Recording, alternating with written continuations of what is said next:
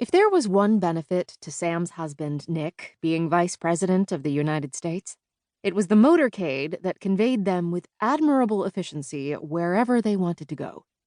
As they made their way northbound on the Baltimore-Washington Parkway, Sam appreciated that she also got to bring friends on this mission to see their colleague, Sergeant Tommy Gonzalez, in rehab. Since the other benefits of Nick being VP were few and far between, Sam decided they needed to enjoy this one. This is the life. Sam's partner, Detective Freddie Cruz, had his arm around his wife, Elin, who was snuggled up to him. Seriously, Michael Wilkinson said. His wife, Detective Jeannie McBride, sat across from him, next to Sam, who was in her happy place, pressed up against Nick. If they had to be trapped in the car for more than an hour, and neither of them had to drive, you bet your ass she was going to enjoy the ride. The best part is that people get the hell out of the way of the Secret Service, Sam said. Why do they get all that respect when people ignore us? Jeannie asked. A very good question, Sam said. What is it about the Secret Service that gets people to do what they say? It must be about the very important people they protect, Freddie said. We're incredibly important, Nick said, drawing a laugh from the others. He never took himself as seriously as the Secret Service and others took him. Can we discuss the elephant in the SUV? Michael asked. Sam groaned. Do we have to? One of the network Sunday shows had been on fire that morning, speculating on the next presidential race and the likely candidates for both parties. Naturally, Nick's name was at the top of the Democratic ticket, even if he'd given no public indication of his plans. Sam was painfully aware that he was struggling with the decision. She prayed he wouldn't run, but kept her mouth shut on the matter to give him the space he needed to decide for himself. In the meantime, she held her breath and waited, while the rest of the world went wild with speculation and assumptions. Of course he'll run, one pundit had said recently. He'd be insane not to.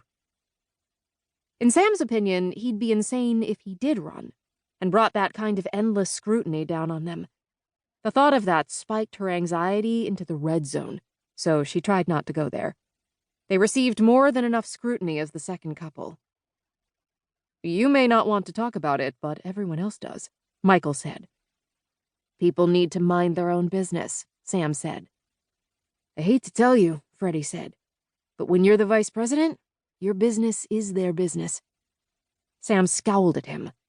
That's not helpful. Nick squeezed her shoulder in a show of silent support.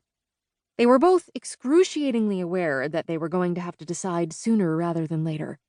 Sam hoped it would be much, much, much later. She didn't want him to run for president, and he didn't want to run either. But sometimes it felt like nobody was listening to either of them, as invisible forces propelled them toward an inevitable destiny. On another note, Freddie said, did you see the thing in the Star this morning about the Kent woman who defrauded all her rich friends in some glorified Ponzi scheme? We didn't get a chance to read the paper before we left, Sam said. We were busy getting Scotty and the twins ready to spend the day with Tracy and Mike. Her sister and brother-in-law had a full day planned for Sam's kids and their cousins. Apparently, the feds have been working on this case for almost a year, and it all came to a head this week when they charged her in federal court. Up until then, most of the friends didn't know they'd been defrauded. From what the paper said, it sounds like there were some fireworks among the privileged class as word got out that their money is probably gone. So let me get this straight, Sam said. She basically stole from her friends?